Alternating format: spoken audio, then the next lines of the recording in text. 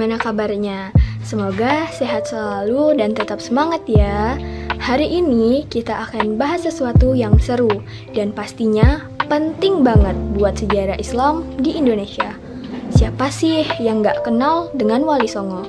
Mereka bukan sekedar penyebar agama, tetapi juga tokoh hebat yang membentuk peradaban Islam di Nusantara.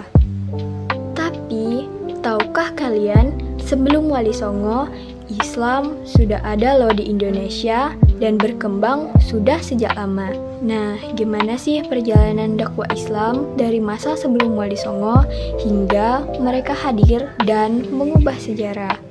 Lalu, gimana cara mereka menyebarkan Islam dengan pendekatan yang unik dan berpengaruh besar? Di video ini, kita bakal bahas semuanya. Mulai dari dakwah Islam sebelum Wali Songo, sejarah Islam di masa mereka, metode dakwah yang mereka gunakan, sampai bagaimana mereka membentuk masyarakat Islam di Nusantara. Jadi, siap yuk buat menyelami kisah mereka yang luar biasa ini. Yuk, kita mulai. Materi yang pertama ada dakwah Islam periode pra-Wali Songo. Jadi, Islam masuk ke Nusantara sebelum era Wali Songo melalui berbagai jalur, terutama perdagangan, pernikahan, dan dakwah yang dilakukan oleh ulama serta pedagang muslim dari berbagai wilayah. Salah satu kelompok yang berperan besar dalam penyebaran Islam awal adalah orang-orang Persia. Selain itu, terdapat ulama-ulama besar yang menyebarkan Islam sebelum Wali Songo dan meletakkan dasar-dasar ajaran Islam di Nusantara. Yang pertama, masuknya orang-orang Persia ke Nusantara. Jadi, sejak abad ke-7 hingga ke-14 Masehi, Nusantara menjadi jalur perdagangan penting yang menghubungkan dunia Islam dengan Tiongkok dan India. Banyak pedagang dari Persia, Quraisy, dan Arab yang datang ke wilayah ini. Selain berdagang, mereka juga menikah dengan penduduk lokal dan membentuk komunitas Muslim awal. Di antara kelompok-kelompok Persia yang memiliki pengaruh besar adalah penyebaran Islam di Nusantara. Seperti yang pertama ada keluarga Lor. Keluarga Lor adalah komunitas Persia yang menetap di wilayah pesisir utara Jawa. Mereka dikenal sebagai pedagang ulung yang menguasai jalur perdagangan di wilayah Demak, Tuban, dan Gresik. Keluarga ini membawa budaya Islam Persia dan memperkenalkan ajaran Islam melalui perdagangan dan interaksi sosial dengan penduduk lokal.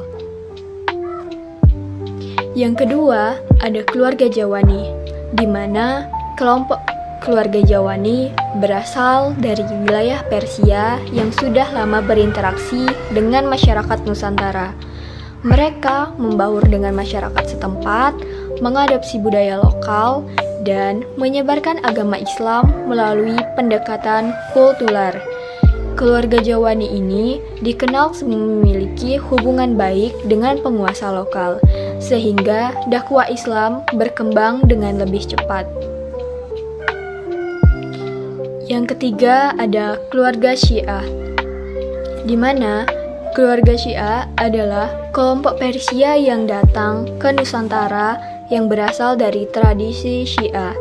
Mereka membawa pengaruh budaya dan ajaran Islam dari Persia yang kemudian berkulturasi dengan ajaran Islam Sunni yang lebih dominan di Nusantara.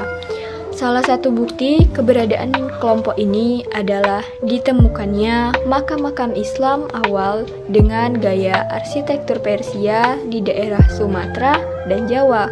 Dan yang terakhir ada keluarga Rumai, di mana keluarga Rumai adalah kelompok yang memiliki hubungan dengan pengaruh Islam dari Kekhalifahan Turki Utsmani. Mereka membawa sistem pemerintahan Islam, seni arsitektur, dan keilmuan Islam ke Nusantara. Beberapa tradisi Islam di Nusantara seperti penggunaan kaligrafi dalam seni ukir yang diyakini dipengaruhi oleh budaya Turki Persia yang dibawa oleh keluarga Rumai. Jadi, melalui peran keempat kelompok ini, Islam mulai berkembang pesat di Nusantara sebelum masa Wali Songo. Mereka tidak hanya berdagang, tetapi juga mendirikan madrasah atau lembaga pendidikan Islam, membangun masjid, dan mengajarkan nilai-nilai Islam kepada penduduk setempat. Yang kedua, ada ulama-ulama penyebar Islam sebelum Wali Songo. Jadi, sebelum era Wali Songo, beberapa ulama besar telah berperan dalam penyebaran Islam di Nusantara. Mereka datang dari berbagai wilayah dan memperkenalkan ajaran Islam melalui pendidikan dakwah serta pengaruh sosial dan politik. Berikut adalah beberapa ulama yang berperan penting dalam penyebaran Islam sebelum Wali Songo. Yang pertama ada Syekh Datuk Kafi. Syekh Datuk Kafi adalah salah satu ulama yang dikenal sebagai penyebar Islam awal di Nusantara. Beliau berasal dari wilayah Timur Tengah dan berdakwah di Sumatera.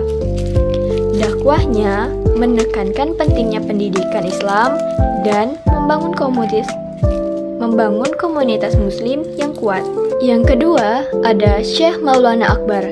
Syekh Maulana Akbar adalah seorang ulama besar yang turut serta dalam penyebaran Islam di Nusantara loh. Beliau dikenal memiliki pengaruh di wilayah Sumatera dan Jawa.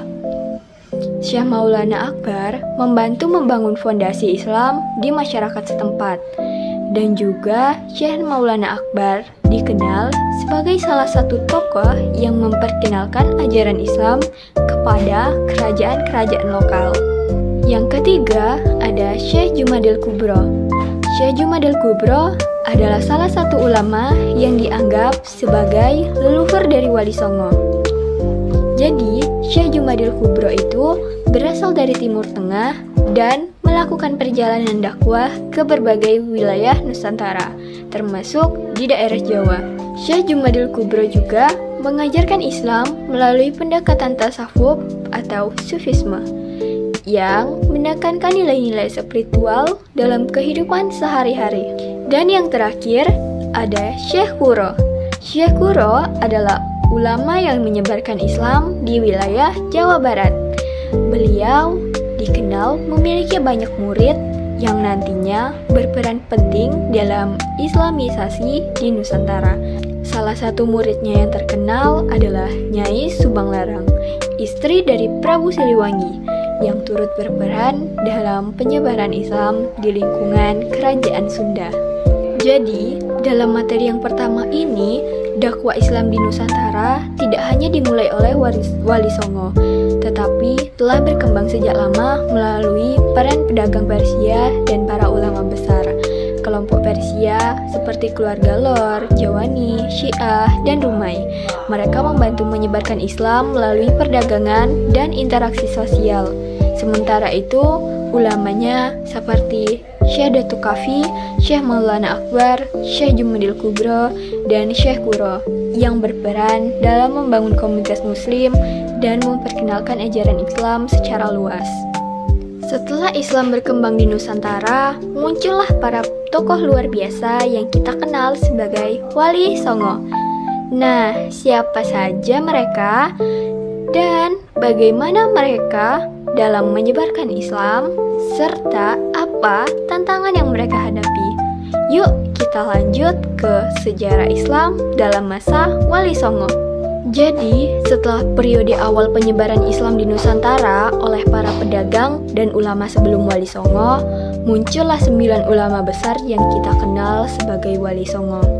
Mereka memiliki peran sentral dalam menyebarkan Islam secara luas, terutama di Pulau Jawa, dengan metode dakwah yang terstruktur dan disesuaikan dengan budaya setempat. Jadi, dakwah Islam pada masa Wali Songo berlangsung dalam beberapa fase penting yang menunjukkan perkembangan Islam di Nusantara. Pada akhir abad ke-14 Masehi, kondisi politik dan sosial di Nusantara mulai berubah. Majapahit yang sebelumnya menjadi kerajaan Hindu-Buddha terbesar di Jawa mulai mengalami kemunduran akibat konflik internal dari persaingan kekuasaan. Dalam situasi ini, Islam semakin berkembang terutama di wilayah pesisir utara Jawa seperti Gresik, Demak, Tuban, dan Cirebon. Maulana Malik Ibrahim adalah salah satu Wali Songo pertama yang datang ke Jawa dan mulai menyebarkan Islam di Gresik, Jawa Timur.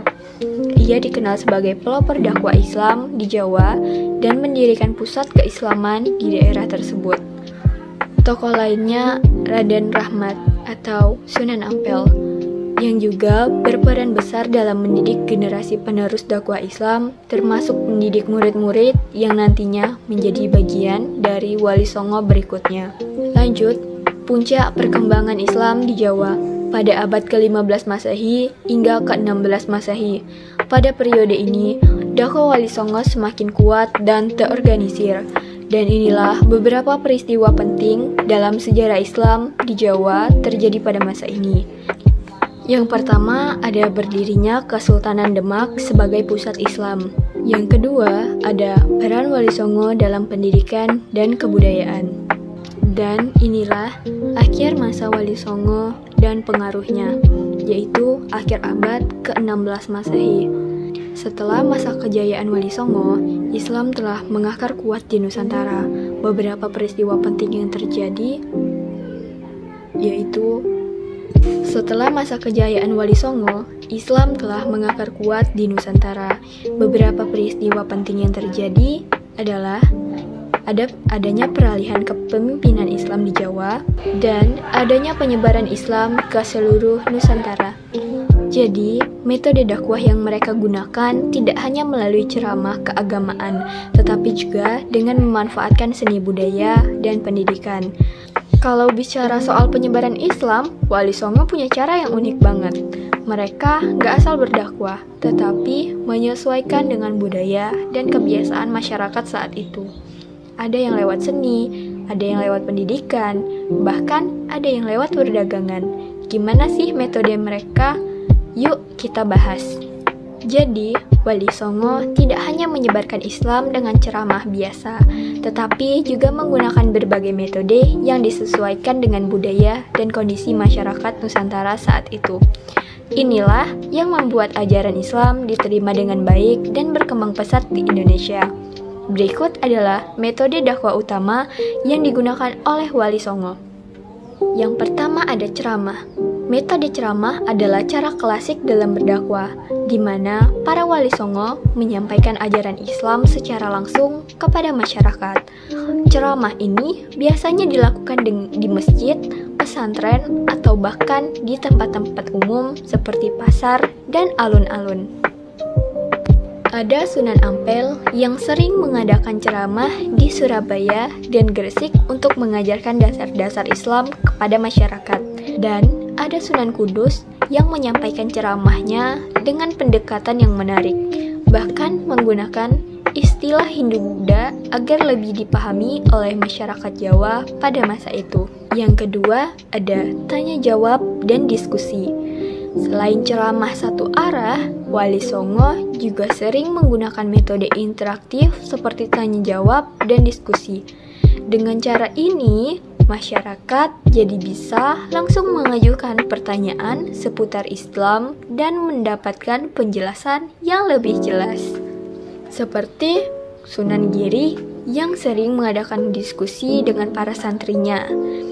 Dan ada Sunan Bonang yang menggunakan metode dialog untuk menjelaskan ajaran Islam kepada masyarakat yang masih berpegang pada kepercayaan Hindu. Yang ketiga ada keteladanan. Salah satu metode yang paling efektif yang digunakan oleh Wali Songo adalah memberikan contoh langsung dalam kehidupan sehari-hari. Mereka menunjukkan bagaimana seorang muslim harus berperilaku baik, jujur, dan adil dalam kehidupan bermasyarakat. Seperti contohnya ada Sunan Derajat. Sunan Derajat terkenal dengan sikap dermawannya. Ia membantu masyarakat miskin dan mengajarkan pentingnya berbagi. Serta ada Sunan Kalijaga yang hidup di tengah masyarakat dan ikut serta dalam kegiatan sosial untuk membangun kedekatan dengan mereka. Yang keempat ada pendidikan. Para Wali Songo juga mendirikan lembaga pendidikan seperti pesantren untuk mengajarkan Islam secara lebih mendalam. Seperti Sunan Ampel yang mendirikan pesantren di Surabaya dan Sunan Giri yang mendirikan pesantren di Gresik. Yang kelima ada ekspansi. Ekspansi di sini bukan berarti menaklukkan secara militer, tetapi penyebaran Islam melalui jalur perdagangan, pemerintahan, dan pernikahan, di mana Sunan Gunung Jati menyebarkan Islam ke wilayah Cirebon dan Banten melalui pernikahan dengan keluarga kerajaan setempat. Yang kedua ada Sunan Giri yang mengirim murid. Lalu ada Sunan Giri yang mengirim murid-muridnya ke berbagai daerah seperti Sulawesi, Kalimantan, dan Maluku untuk menyebarkan agama Islam. Yang keenam ada kesenian. Salah satu metode dakwah yang paling unik dari Wali Songo adalah penggunaan seni dan budaya untuk menarik perhatian masyarakat. Jadi, Sunan Kalijaga menggunakan wayang sebagai media dakwah, di mana ia memasukkan ajaran agama ke dalam cerita pewayangan. Lalu ada Sunan Bonang yang menciptakan tembang-tembang Islami yang kemudian diajarkan kepada masyarakat melalui seni musik gamelan. Dan yang terakhir ada metode silaturahmi, di mana metode silaturahmi ini adalah metode dakwah wali yang dilakukan dengan menjalin hubungan baik dengan masyarakat, memimpin lokal, dan kerajaan-kerajaan yang ada. Seperti Sunan Gunung Jati yang menjalin hubungan erat dengan Kesultanan Demak, dan Sunan Derajat yang sering berkeliling dari desa ke desa untuk mengenal lebih dekat dengan masyarakat setempat. Jadi, itulah yang membuat Islam bisa diterima secara luas di Nusantara dan berkembang hingga saat ini. Selanjutnya, kita akan membahas bagaimana Wali Songo berperan dalam pembentukan Islam di Nusantara. Karena metode dakwah mereka yang luar biasa, Wali Songo gak cuma menyebarkan agama Islam loh, tapi juga membentuk masyarakat Islam yang kuat di Nusantara. Tradisi budaya, bahkan hukum Islam mulai diterapkan dalam kehidupan sehari-hari. Kira-kira gimana dan apa dampaknya? Yuk kita lanjut.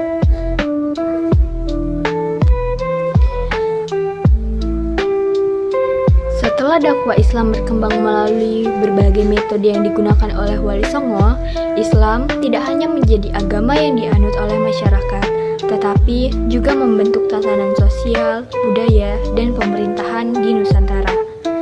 Setiap Wali Songo memiliki peran yang unik dalam membangun masyarakat Islam.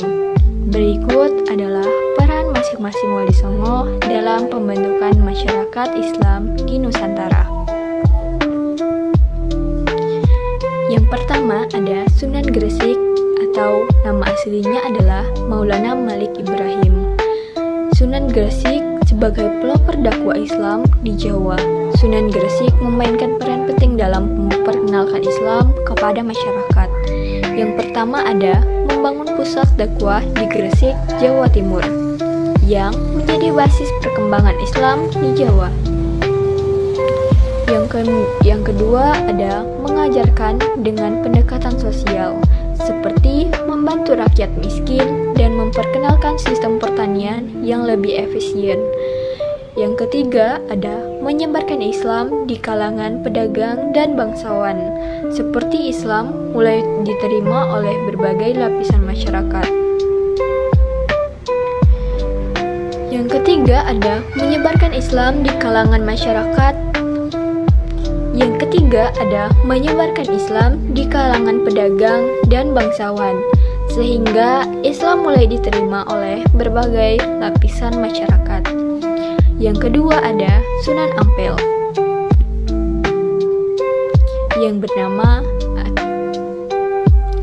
Yang kedua ada Sunan Ampel atau Raden Rahmat. Sunan Ampel adalah tokoh kunci dalam pembentukan generasi ulama dan pemimpin Islam di Jawa. Sunan Ampel mendirikan pesantren di Ampel, Surabaya, yang menjadi pusat pendidikan Islam pertama di Jawa, dan mengembangkan konsep mohlimo atau meninggalkan kebiasaan buruk. Dan yang ketiga, menjadi penasihat Kesultanan Demak. Ia membantu membangun sistem pemerintahan Islam di Jawa. Yang ketiga ada Sunan Bonang Mahdum Ibrahim. Yang ketiga ada Sunan Bonang, yaitu Mahdum Ibrahim. Sunan Bonang dikenal dengan metode dakwahnya yang unik melalui seni dan sastra. Ia menggunakan gamelan dan tembang-tembang Islami untuk menarik perhatian masyarakat, mengajarkan tasawuf dan filsafat Islam yang menjadi dasar perkembangan Islam di Jawa, serta mendidik Sunan Kalijaga yang kemudian menjadi salah satu tokoh penting dalam Islamisasi budaya Jawa.